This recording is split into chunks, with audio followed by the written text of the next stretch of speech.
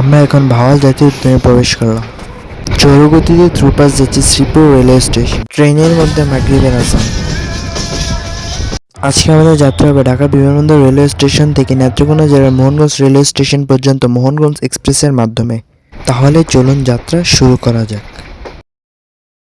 ঢাকা বিমানবন্দর রেলওয়ে স্টেশনে দাঁড়িয়ে আছি মোহনগঞ্জ এক্সপ্রেসের জন্য। আর অল্প কিছুক্ষণ সময়ের মধ্যে মোহনগঞ্জ এক্সপ্রেস ঢাকা বিমানবন্দর রেলওয়ে স্টেশনে প্রবেশ করবে।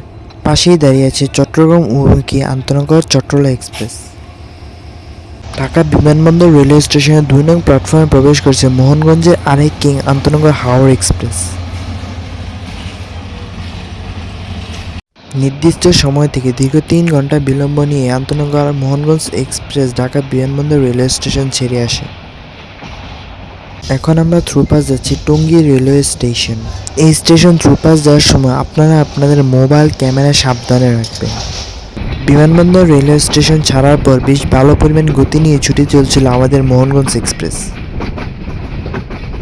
এখন আমরা থ্রুপাস যাচ্ছি ধীরাশ্রম রেলওয়ে স্টেশন। এই জিনিসটা কী নামে পরিচিত তা আপনারা যদি জেনে থাকেন তাহলে কমেন্ট বক্সে কমেন্ট করে যাবেন। ট্রেন কিছু দূর চলার পর আমরা ধীরে ধীরে প্রবেশ করতে থাকি জয়দেবপুর রেলওয়ে জংশনের দিকে। এখন আমরা থ্রুপাস যাচ্ছি গাজীপুর জেলার জয়দেবপুর রেলওয়ে স্টেশন। এই জয়দেবপুর রেলওয়ে স্টেশনে মোহনগঞ্জ এক্সপ্রেসে কোনো যাত্রাবিরতি না থাকে আমরা এই স্টেশন থ্রুপাস যাব। জয়দেবপুর এই কারণেই জংশন। এখান থেকে একটি লাইন চলে গেছে টাঙ্গাইল হয়ে যমুনা সেতুর দিকে এবং অন্য একটি লাইন চলে গেছে ময়মনসিংহ জংশনের দিকে।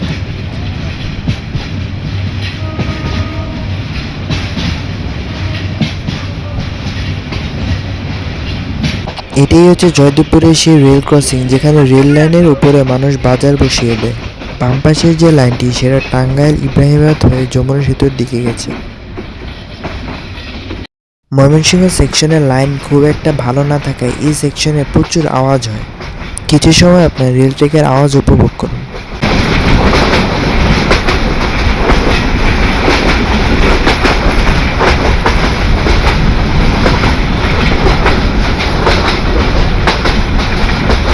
আমরা এখন ভাওয়াল জাতীয় উদ্যানে প্রবেশ করলাম। ভাওয়াল জাতীয় উদ্যান বাংলাদেশের বৃহৎ উদ্যানগুলোর মধ্যে একটি।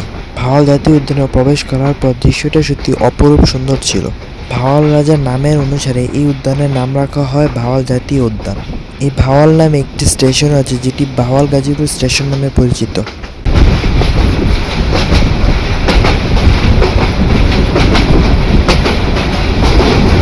আর অল্প কিছুক্ষণ সময়ের মধ্যে আমরা থ্রুপাস যাব রাজেন্দ্রপুর রেলওয়ে স্টেশন। ট্রেনের মধ্যে মাগরিবের আজান। ট্রেনের মধ্যে আজানের ব্যাপারটি সত্যিই সুন্দর ছিল।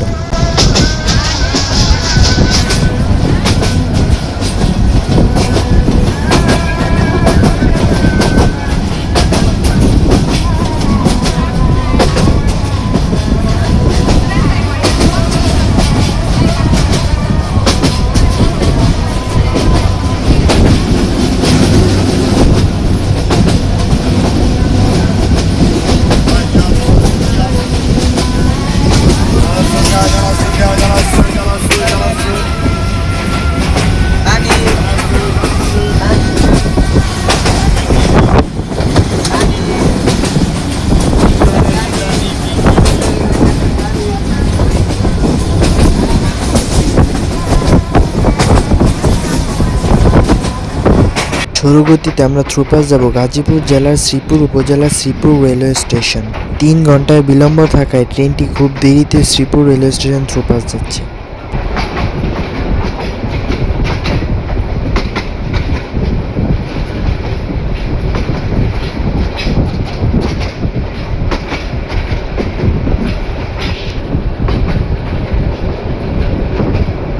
আমরা এখন থ্রুপাস যাচ্ছি সাতকামাই রেলওয়ে স্টেশন। এই সাতকামাই রেলওয়ে স্টেশন নিয়ে আমাদের চ্যানেলে একটি ভিডিও আছে, আপনাদের সুবিধার্থে ভিডিওটির লিঙ্ক ডিসক্রিপশন বক্সে দিয়ে দিব।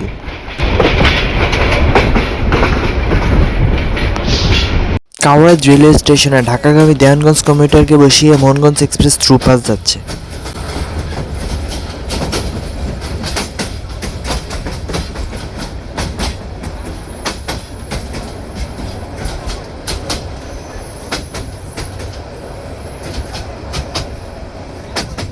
রাতের বেলা একরাশি আলোর বহর নিয়ে আমাদের মোহনগঞ্জ এক্সপ্রেস ছুটে চলছে মোহনগঞ্জের দিকে।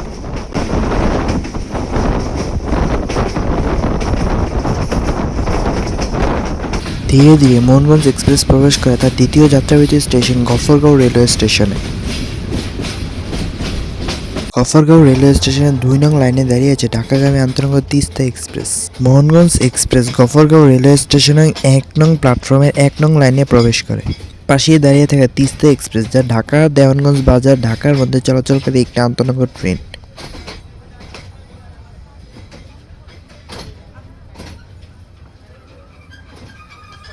গফরগাঁও রেলওয়ে স্টেশন ছাড়ার পর বেশ ভালো পরিমাণ গতি নিয়ে ছুটে যাচ্ছিল মোহনগঞ্জ এক্সপ্রেস ময়মনসিংহ রেলওয়ে জংশনের দিকে। মোহনগঞ্জ এক্সপ্রেসের সকল তথ্য চলুন জেনে আসা যাক। মোহনগঞ্জ এক্সপ্রেস, যা ঢাকা মোহনগঞ্জ ঢাকার মধ্যে চলাচলকারী 789 এবং 790 কোচধারী ঢাকা মোহনগঞ্জ ঢাকার মধ্যে চলাচলকারী একটি আন্তনগর রেল পরিষেবা। ট্রেনটি 2016 সালে 8ই সেপ্টেম্বর ঢাকা মোহনগঞ্জ ঢাকার মধ্যে চালু হয়। ট্রেনটি প্রথমে ইরানি ভ্যাকুয়াম কোচ নিয়ে চলাচল করলে 2020 সালে ট্রেনটি ইন্দোনেশিয়া থেকে আমদানিকৃত অত্যাধুনিক পিটি ইনকার র্যাকের বহর পায়। এই ট্রেনে মোট 4 ধরনের সিট ক্যাটাগরি রয়েছে, তা হলো এসি সিট, সুপন চেয়ার, এসি কেবিন, যা রাতের বেলায় এসি বার্থে পরিণত হয়। কোন সিটের ভাড়া কত তা আমরা এই ভিডিও ডিসক্রিপশন বক্সে দিয়ে দিব। রাতের বেলা ময়মনসিংহ সেকশনের ট্র্যাক সাউন্ড উপভোগ করুন।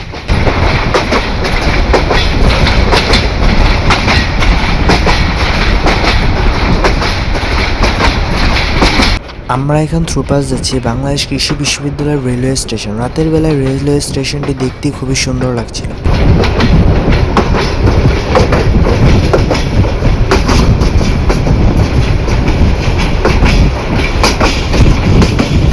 ধীরে ধীরে আমরা প্রবেশ করি ময়মনসিংহ বিভাগের বিভাগীয় রেলওয়ে জংশন ময়মনসিংহ রেলওয়ে জংশনে। এই ময়মনসিংহ রেলওয়ে জংশনে আমাদের 20 মিনিটের যাত্রা বিরতি রয়েছে।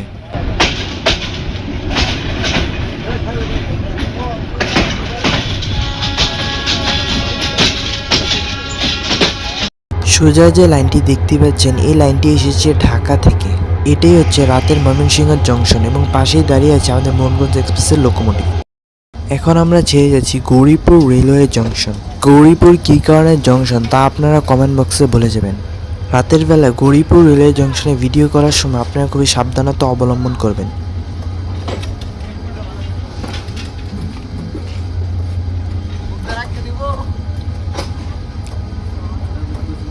এখন আমরা ছেড়ে যাচ্ছি শ্যামগঞ্জ রেলওয়ে জংশন। এই শ্যামগঞ্জ রেলওয়ে জংশন থেকে একটি লাইন চলে গেছে জারিয়া জাঞ্জালের দিকে এবং অন্য একটি লাইন চলে গেছে নেত্রকোনা রেলওয়ে স্টেশনের দিকে। এখন আমরা যাচ্ছি নেত্রকোনা রেলওয়ে স্টেশনের দিকে।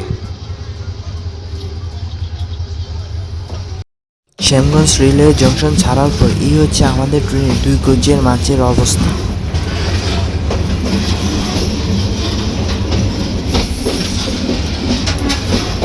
শ্যামগঞ্জ রেলওয়ে জংশন ছাড়ার পর বেশ ভালো পরিমাণ গতি নিয়ে ছুটে চলছিল আমাদের মোহনগঞ্জ এক্সপ্রেস।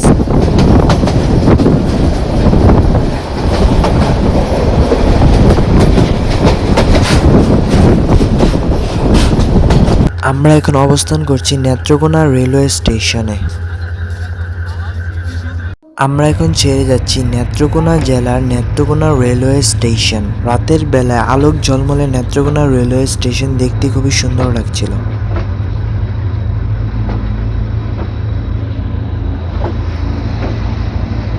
এই নেত্রকোনা কিসের জন্য বিখ্যাত তা আপনারা জানলে কমেন্ট বক্সে বলে যাবেন।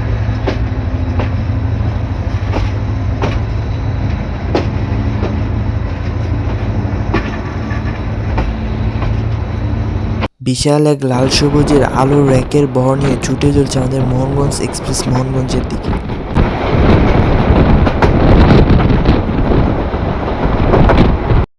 এখন আমরা ছেড়ে যাচ্ছি ঠাকুরকোনা রেলওয়ে স্টেশন।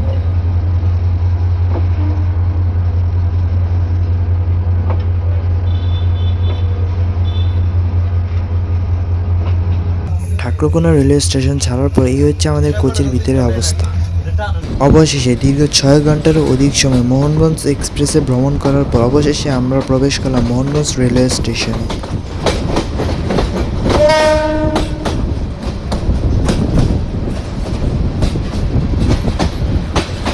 রাতের বেলা আলোবিহীন মোহনগঞ্জ রেলওয়ে স্টেশনে প্রবেশ করছে মোহনগঞ্জ এক্সপ্রেস।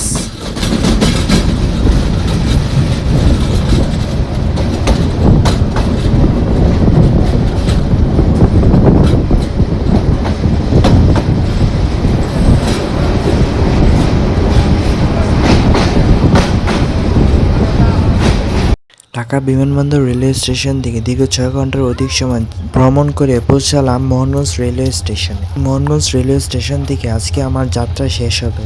ভিডিওটি ভালো লাগলে লাইক কমেন্ট শেয়ার করে দিবেন এবং আমাদের চ্যানেলটি সাবস্ক্রাইব করে দেবেন। দেখা হবে পরবর্তী নতুন কোনো রেল জার্নিতে। এই পর্যন্ত বিদায় নিচ্ছি। আল্লাহ হাফিজ।